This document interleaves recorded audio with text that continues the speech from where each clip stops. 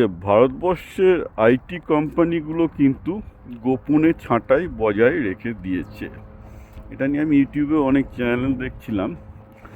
মানে বিভিন্ন কায়দাতে সবসময় যে বলবে না যে মানে ঘোষণা করে বলবে না যে আমরা লে অফ করছি, বাজে গ্রেড দিয়ে এই করে ওই করে চাচিলাই কিন্তু তাদের কর্মী সংকোচন চলছে। এটা আমরা নাম্বার দেখলেই পরিষ্কার হয়ে যাবো। এবং বাইরে বছরের শুরু তো অ্যামাজন লে অফ ঘোষণা করেছে, আজকে তো ফেসবুকও লে অফ ঘোষণা করেছে।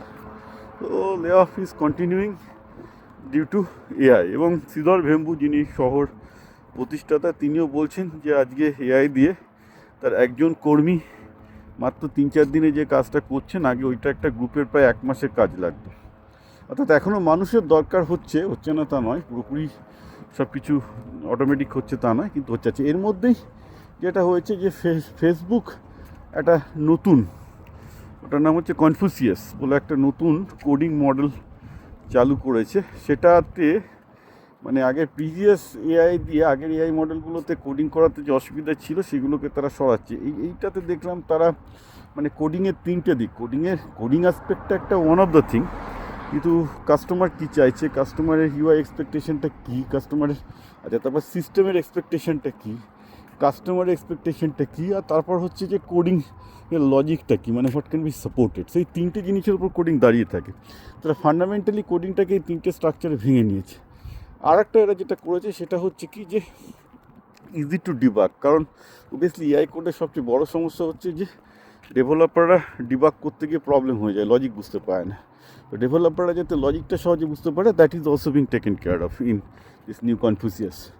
তো এইটা দেখা যাক। এটাতে তো যা শোনা যাচ্ছে যে এই কনফুসিয়াস চলে আসার ফলে মানে সফটওয়্যারদের চাকরি এমনিতেই যাচ্ছিল, এবার আরও বেশি যাবে। কারণ অবভিয়াসলি আগে কিছু লিমিটেশন ছিল যে এন্টারপ্রাইজ লেভেলে আমি যেটা বলেছিলাম যে প্রুফ অফ কনসেপ্ট করে ইমপ্লিমেন্ট করতে গেলে ঠিক ছিল এআইগুলো, কিন্তু বড় বড় জায়গায় এআই ইউজ করা মানে কোডিংয়ে এআই ইউজ করাতে ছোটোভাবে ওরা কোপাইলট ইউজ করে সবাই ইন্ডিভিজুয়ালি প্রোডাক্টিভিটি বাড়াচ্ছিল, বাট সিস্টেম ইন্টিগ্রেশন থেকে শুরু করে ডিবাগিং এগুলোতে প্রচুর সময় লাগছিল। তো কনফুসিয়াসে যে নতুন যে মেটার ওপেন সোর্সটা ছেড়েছে, এটাতে বলছে নাকি সেটাও লাগবে না। সো আমি এটা আগেও বলেছিলাম যে আজকে যেটা এআই পারছে না মানে কালকে পারবে না তা তো নয়, এআই পরে সেটাকে সলভ করবেই।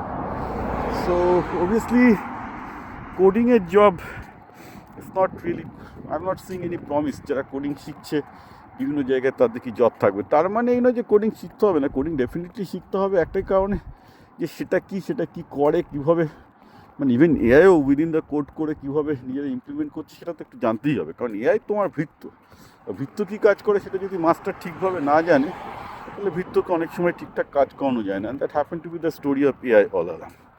তো সেই দিক থেকে দেখতে গেলে কিন্তু একটা খুব ইন্টারেস্টিং জিনিস আমরা দেখতে পাবো এই বছর।